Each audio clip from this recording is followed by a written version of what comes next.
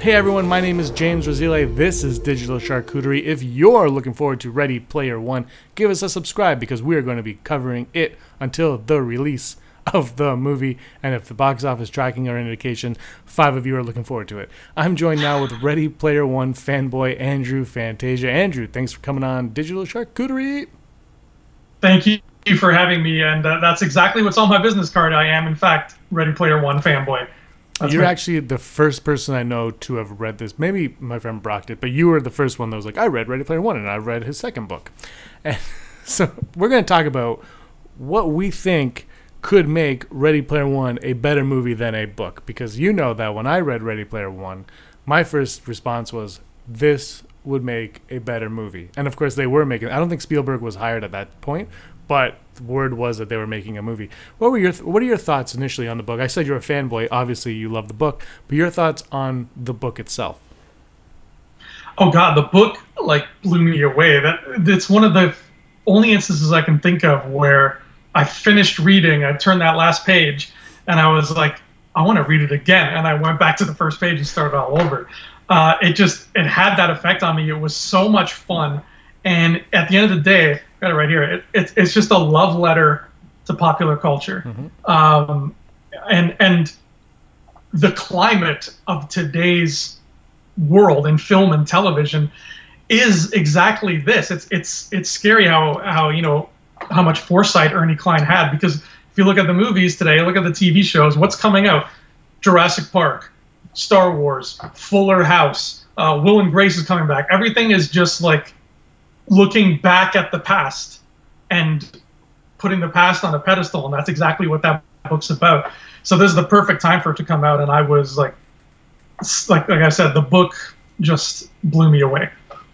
Yeah, the book was an excellent read. As I was reading it, I was thinking never-ending story. I kept thinking the never-ending story and equating it to the never-ending story. Not obviously in the fact that he reads a book and he enters the book world, but just the idea of you put on the goggles and you're transported to another reality, and you are the hero of that journey now. You're the hero of whatever's happening, and everybody in the Oasis is obviously the hero of their own journey, but I really, really loved that aspect of it. That's what drew me. As I kept reading them, I loved it. But the one thing that did kind of hold me back while I was reading it were the pop culture references. Some of them, most of them, I'll say, work beautifully. Like, they're put in there, they're spot on. But every once in a while, you'd be reading it and he would equate it and reference, an 80s, like the most obscure 80s movie of all time. And I'd be like, I don't know if a kid in 2040, like, even though Halliday, who is the creator of the Oasis, and the whole plot, if you don't know, is to win this, it's like an Easter egg, and then you get to win his share of the Oasis, which is like $3 billion, I think. And you get to own the Oasis. I think it's actually closer to $1 trillion. It's like hundreds, not 3 trillion, but it's a lot. The number is like less than $1 trillion, but not a lot less. It's a lot of money. Yeah. It's a lot of, but you get control of the Oasis, and the plot is obviously there is a corporate leader trying to get this as well, and they hire people to search for it. But we have our hero on the journey to get this. And I just, every once in a while, he would reference, I'm like, I don't know. Like, it was just, there's a little too much happening. You've read, actually, Ernest Cline's second book, his sophomore book. And you thought there was way too much in that one. Oh, Armada was garbage. I'm just going to say it. That book was trash. I actually ended up selling it to Brock. And if I hadn't done that, I probably would have used it for firewood. It was just, every reference was so forced. It was like the difference between the two was like Ready Player One is like talking to a like-minded person about things that you love, whereas Armada was talking to a person who never stops making references at the most inopportune moment. Like, it was just, I don't even want to think about Armada. But the way Ready Player One was it just the world that it made. It suited Ernie Cline, because I feel like that's the kind of guy he is. He's that kind of guy who just sits around and be like, doesn't this remind you of that scene in Alien 3? like the world he created sort of suits that kind of personality. It's like, because it takes place in this sort of dystopian future, I always make the connection to those guys from Mad Max Fury Road who worship that pile of like steering wheels because they just don't know any better. I equate it to that. It's like you got all these kids playing around in the Oasis. In their world, in their present, there's no culture. So what do? They worship what this guy's culture was. He's basically like their Buddha, and he's saying, hey, you know what's great? Better Off Dead with John Cusack. And they're like, well, if you say so, I'm going to worship that movie now. It's actually, I don't know if you've ever read any of the Dan Brown, like Da Vinci Code books, any of those, but they do, like they'll come out with like the mass market paperback or what have you, but then they also do these big hardcover ones with like pictures in it, so you can actually see like the paintings that they're looking at and stuff. I almost wish Ready Player One had a version like that, because he drops so many references. Like he talks about Max Headroom, and I wasn't really, you know, old enough to remember Max Headroom, so like a picture of that would have been cool to look at. I'm surprised they never got around to doing that, but it is this very cool thing. The directors of Max Headroom directed one of the greatest movies of all time, Super Mario Brothers. Oh, that's why Bowser looks the way he does. Exactly. But yeah, that's the kind of world this book lives in. It's the perfect environment for itself, and Armada was not that at all. Armada was trying to take characters like this and put it in our world, and it's like, nah, characters like that in our world would be very annoying. I know a few of them. They are very annoying. So let's talk about the movie itself. You're looking forward to this movie. Have you pre-ordered? Can you pre-order tickets? I don't think so. Are you going to see this opening night, like right away, as soon as you can? I'm going to see it as soon as I can. I want to get a review up on my channel. Fun fact, I actually auditioned for this movie. I'm an actor. I tried doing open casting calls for Wade, the main character. So I sent in a video. You know, they had sides and everything for us to read, but obviously I didn't get it. Spoilers, it's not me in the movie. But yeah, I'm still excited. I'm still excited. So let's talk about how this could be better than the book. For me, like our expectation of how it could be better than the book, not necessarily from what we've seen, but what we believe from reading the book. For me, it's exactly what I just said. It's those pop culture references. This movie is going to have pop culture references, but it can't just be Wade referencing 80s movies for an hour and a half to 2 hours. It can't just be that. So I think it's going to come in smaller doses, and the ones that come, they should be able to hit more. That's one of the ways that I think this movie can be much better than the book, is just those little references that I started to get tired of every once in a while. They're going to, I think, be shifted in the back burner, and we're going to get more of the story elements brought to the forefront, because stuff that you can do in a book, obviously you can't do in a movie, and so I think that's where this movie can excel. What about you? Yeah, I want to see not so much the references. Like, obviously, you know, we're going to see a DeLorean, we're going to see an Iron Giant. That's all been spelled out for us. But the way the Oasis was in this book was, it's like a galaxy with like trillions of virtual planets and stuff. And depending what planet you go to, you're going to see a lot of different stuff. And there's one planet that Wade goes to in the book, which is a recreation of Holiday, the creator of the Oasis. It's a recreation of his hometown, including his childhood home, and it was, you know, preserved exactly as he remembered it from the early 80s. So I want to see not just like, hey, look, everybody, it's the DeLorean, or, you know, hey, look, here's E.T. I don't just want to see that. I want to see, you know, Wade Watts walk into a world that looks like, you know, the neighborhood from Stranger Things. Like, he stepped into 1982. There's these dusty, you know, TSR paperbacks on a shelf, and there's a TV playing Poltergeist. Like, I want to dive into that retro world, not just be standing in a void and somebody holds up the Iron Giant and say, "Look, remember?" And that's probably my biggest concern with just what we've seen in the trailers, is everything we see of the Oasis. It's stuff. But if you notice, what's in the background? Nothing. It's just like this gray sort of purgatory. And the Oasis from the book that I remember is not like that. It's very lush and warm and colorful. So that kind of scares me. Yeah, I want to talk to you about about this, because that's what worries me as well. And I was talking to somebody else who loves the book, and it's like the trailers. This person thought the trailers were absolutely perfect for this movie, and I was like, they haven't sold me. I'm like, and it looks like a cluster muck of just like character. Look at this character. Remember that character? Look at that character. There's Chucky. There's Iron Giant. There's like it's just there's Batman on Mount Everest, and it's cool, but like you said, it's just characters on like the Wii board, a title screen of the Wii of the you know what I mean? It's like, well, where are they? And the one thing and there was a comment in my last Ready Player One video by somebody, I can't remember who it was, but they're not looking forward to the movie. But they said, I don't care about the nostalgia or the director. It's like I don't want to see a movie that's just CG, half CG, half actors. And for me, reading the book, when I said Never Ending Story, part of it was when you were in the Oasis, it wasn't like cheesy CG Oasis. It wasn't like video game looking Oasis. It was 2040 ultra realistic. And you just mentioned his house. Like, how is his house going to be portrayed in this movie? Is it going to be portrayed like a monster house, or is it going to be portrayed like a real house that you would see in where's he from? Ohio? Oh God, I think Ohio or Oregon, something with no. Somewhere around there. But you know what I mean? Like I don't want to see like a cartoon house. I want to see his actual house with grass swaying. Like I want to believe it, and warm, like you said, with a nice blue sky, because you always remember the nice blue sky and the sun beaming down on it, a nice summer day. And that's how I pictured the book. And like there are parts in the trailer that happen in the real world, and I'm like, that is how I pictured it in my mind. But as soon as they go into the Oasis, I'm lost. The dance club stuff is kind of on par with what I pictured. But like other things, though, I'm lost as to what it's looking like, and I don't know about you, but this person I think is on the right track, and we're going to talk about the tracking for this in a little bit. But like, the CG might be turning people off of this movie.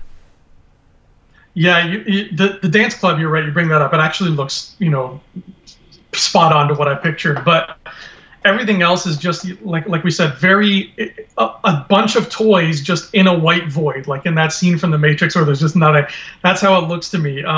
There's that scene in the beginning of the book where we meet Wade and we meet like his friends, and he's in the Oasis and he's sitting with his friend H, and they're just in a basement reading comic books, and they paint that picture for you beautifully. He's just in a typical suburban basement with like heavy shag carpeting and wood paneled walls, and there's a stack of old comics and like an old TV that's got like an NES hooked up to it.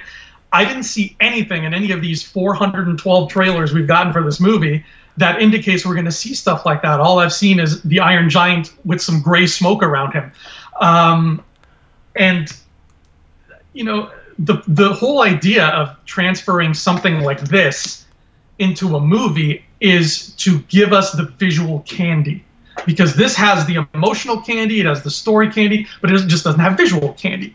And if you're going to make the movie and then just make it all be gray and dour looking, then why did you even make the movie?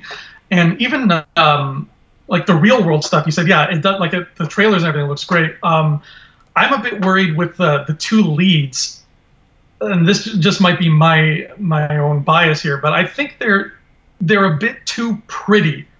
The characters in this book are everyday people. I always pictured Wade Watts, the main character, as actually like a really overweight guy. And the girl is supposed to have like a big birthmark on her face or something. Like she has it in the movie. The new trailer that dropped on Thursday that nobody has seen, I guess. It has 1.8 million views, which is not very good for 5 days or whatever. No. It shows you a lot more. I'm looking at it right now. It does show the birthmark. Oh, okay, cool. Yeah, because Olivia Cooke is a very good-looking girl, and from what I saw in the trailer, she's just, hey, it's me, just being pretty. And I'm like, wait, that's not the character. The character was like self-conscious about her birthmark and everything. So I'm hoping they keep that realism. But then again, you've got Wade, and he's kind of a hunk in this movie, so I don't know what's going to happen with that. Yeah, I agree with you on this one. I'm just looking at the last trailer dropped on Thursday right now. That came out of the blue. I didn't even know it was coming.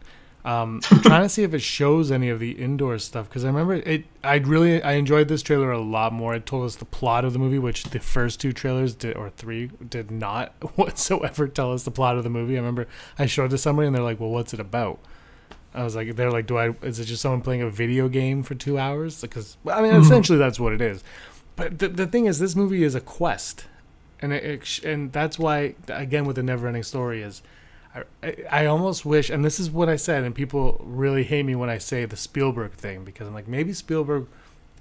Look, the movie is getting rave reviews, obviously, but I'm curious to see when it comes out how the reviews are, and the fans' response.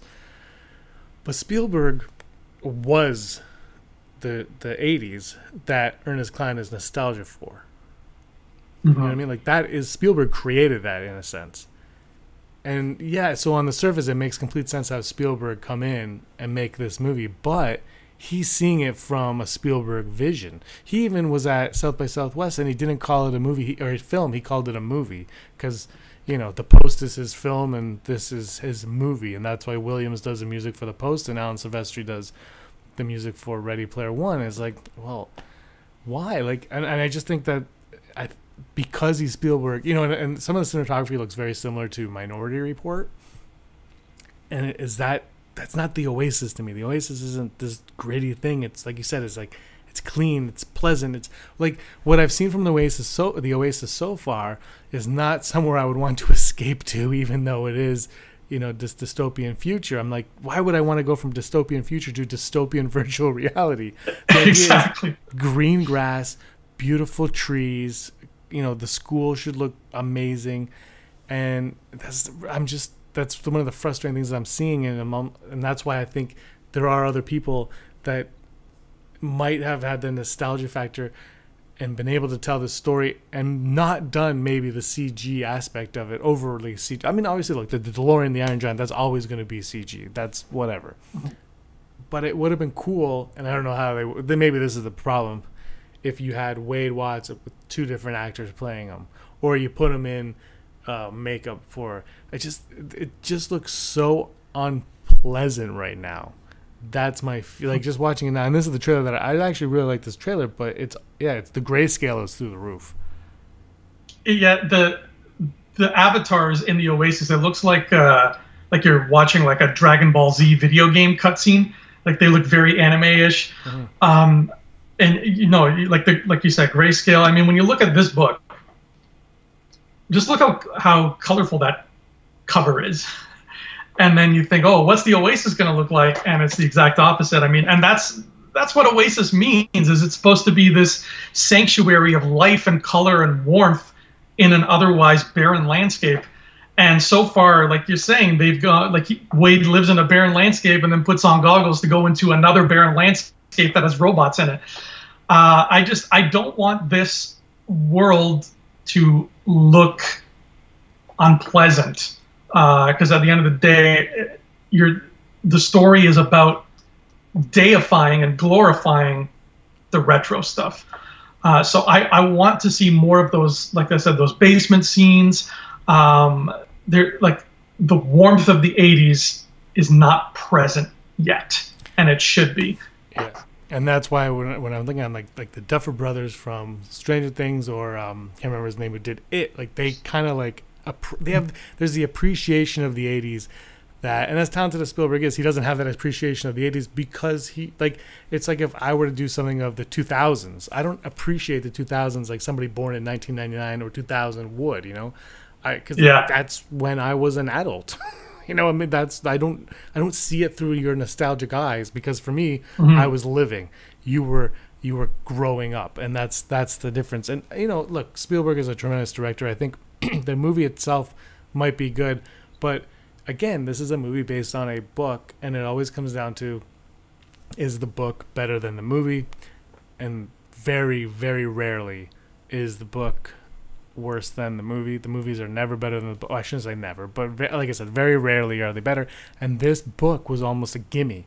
It's kind of like it's very hard not to make this better than the book because of what you said. Like, it visually you can blow me away with the movie where the book couldn't. And it's like it's made like he's writing a second book, a sequel to this, because it's made like it's like Jurassic. It's like the Lost World, Jurassic Park, when Michael Crichton wrote that. Look, if you've read the Jurassic Park novel, there's no sequel to that. Like, there's no sequel. But he was like, well, they're making a movie. I got to make a book. And that's basically what he's doing now because it's ripe for it. But we got to talk about the tracking of this because I did a video last week and I know people hate me for it. But look, I'm going to ask you point blank right now. I know you know what we're going to talk about, but give me your initial thought. What do you think this movie would be tracking at? How much do you think it should make opening weekend? My initial thought for opening was $90 million. 90 million. So you're off by $55 million. It's tracking at $35 million. The last trailer that came out, when I saw it, I said, oh, this must be to tell us that the critics are saying it's fantastic. And of course, it starts off with the Spielberg masterpiece, best movie, blah, blah, all the quotes to let you know that it's great. But people, for whatever reason, don't seem interested in this movie. Yeah, I don't know what it. I think just the trailers have done a good job of showing us crazy nerds that there is a whole lot of candy in this bag.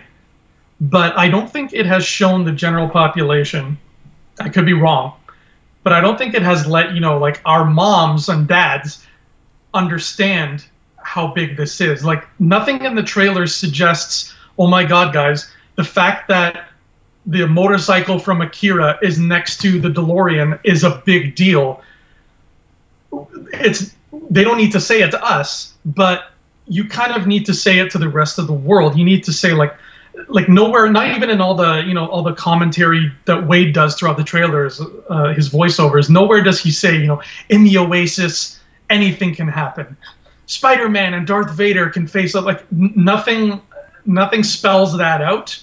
And I know a lot of people would argue like, oh, you don't need to spell everything out. You don't need to dumb it down, hold the audience's hand. But in that trailer, it would be nice to kind of see them make that more known, because if my mom was to watch that trailer, she'd look at the Iron Giant and just think, oh, that's another robot. And she'd look at the Akira motorcycle and be like, oh, that's a fancy motorcycle. Like it won't click. And that click kind of needs to sell this movie to the rest of the people who haven't already become familiar with this. Yeah, that's how I felt too when I watched my thing with the trailers. And like I said earlier, it just looks like a cluster muck of all of these characters and things, and there's no perspective given to it at all. And look, I know people that are excited for the movie. That's awesome.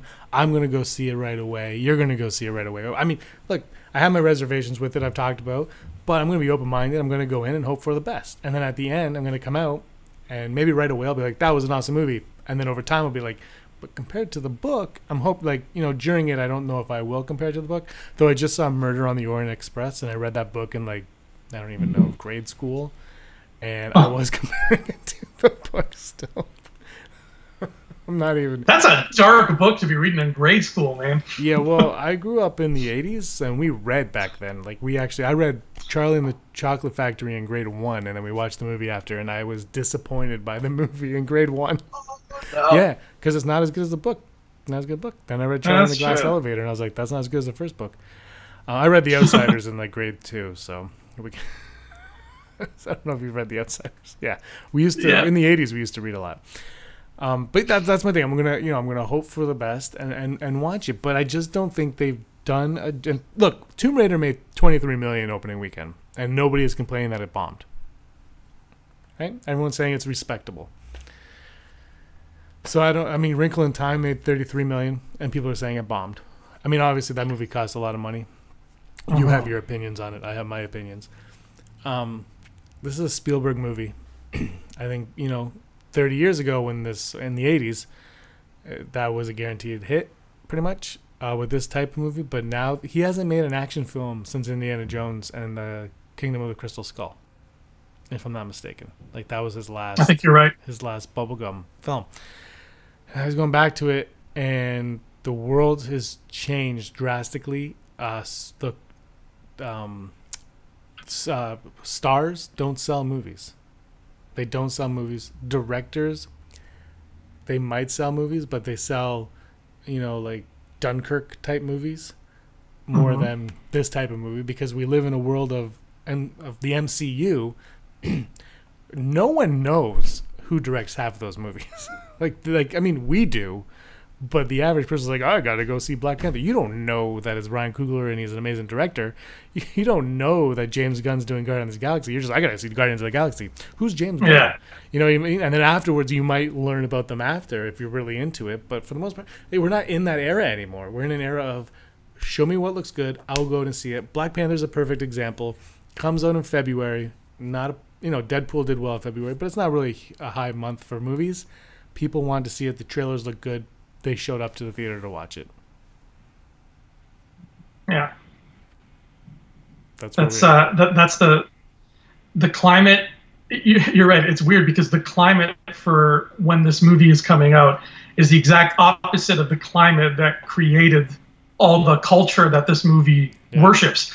So it's a fine balancing act, but I mean, damn, it makes me sad to think that Spielberg's name doesn't hold that kind of power anymore. And I think, looking back, you said Kingdom of the Crystal Skull was like his last bubblegum one. And if you're not counting that, because a lot of people were disappointed with that movie. So if you're not counting that, then I think his last bubblegum one was like Jurassic Park 2. So that's a big gap. Well, he did Tintin. Oh yeah, with Peter Jackson. And nobody saw that either. I really liked Tintin. But nobody saw that either, though. Nobody saw it. So, oh man, it's a weird time to live in. It almost makes you wonder, like you said, like, was Spielberg the best choice to be in the director of this movie? Someone like the Duffer Brothers really could have approached it with that kind of love. But I think at this point, all we can do is just pray that they. Like I don't think I'm not going to go into this thinking that we'll see something that matches the book. Like I'm already setting myself up to be prepared for that. But as long as we get something that is fun, maybe something that adds pop culture references not in the book that I wasn't expecting, and enough that I can sort of put it all together in my brain and have like this great swirl of entertainment. Even if it's not as good as this, then I'll be okay. But I'm not holding my breath for a 5 out of 5 movie. I will say this though, I sent you a picture of Halliday from this movie, and it was spot on Halliday. So it's little touches like that. Maybe they're just not showing us that stuff in the trailer, which I think is. See, I think honestly, this might have been more of a hit had they focused on an '80s vibe, because that seems to be a thing right now. It just crushed. It was a great movie. The movie the movie It just crushed, and it was a great movie. But it leans on that nostalgia of the 80s. Not overly, but in the trailers you got that sense. And then you look at the Stranger Things as well. Like that trailer, the first trailer for the very first season of Stranger Things was like 80s vibe. This one apparently has like the 80s soundtrack, which this last trailer actually does nail right in the head. But none of the trailers gave you that 80s vibe, which people are... Look, nostalgia is selling. You look at Star Wars, Star Trek, Jurassic World, there's a list. And then you look at the failures. Like when they reboot franchises, they're not rebooting them correctly. People don't want to watch straight reboots anymore. They want to see their 80s loves come back, reprise their roles, and just continue on. You could reboot it like The Force Awakens kind of reboots A New Hope, but bring back who I want to see, bring them back. And that's something that people are living in that era now. And from the trailers right now and the tracking and what people are saying online, it's looking like it's not coming through. And I really hope the movie does well, because Ernest Cline, if you've seen him react to the first trailer at San Diego Comic-Con, is in love with this movie. He's in love with the story. He's so proud of it, and he's such a geek at heart. I wanted to succeed just to see that, like the smile on his face, Yeah, I wanted to succeed so that at least he can write a sequel instead of more Armada. No, but you're absolutely right. It is, the nostalgia is hot, and it can be subtle. It can be so, like, my favorite moment from Stranger Things season 1 was I forget his name, the chubbier kid. He's they're in the basement and they're talking about what to do with 11. And he's just eating from a can of Pringles, but the logo on the can of Pringles is straight out of the 80s. And that just hit me. Like, I was like, oh my God, where did they find that can of Pringles? And Ready Player One can be so full of that. Like, the possibilities are endless. Never underestimate the power of an old logo. Mm-hmm. Well, Back to the Future 1, your favorite film, Actually, the reason why they use, what's the gas station? Texaco? Texaco. Yeah. Texaco. The reason why they use that instead of I think it was Shell or something, is because of the logo. The Shell or whatever That's logo right. was too similar, so they went back to like, we need nostalgia. That's what sells, man. You're exactly right. So I want like little things like that. They're so easy to do. I just hope somebody paid attention to it when they were making this. That's all. That's what I hope. All right, that is the end of our show. Andrew, tell people about your YouTube channel. My channel is called Andrew Fantasia because that's me, and I got a few shows on there. I've got Thumb Together where I just review new movies, and Real Deal, which is an entertainment news show. And yeah, we've got stuff coming out all week long. All right, awesome. I'm James Vasili. I'm right here at Digital Charcuterie all week long. I will see you guys later, and until next time, ciao for now.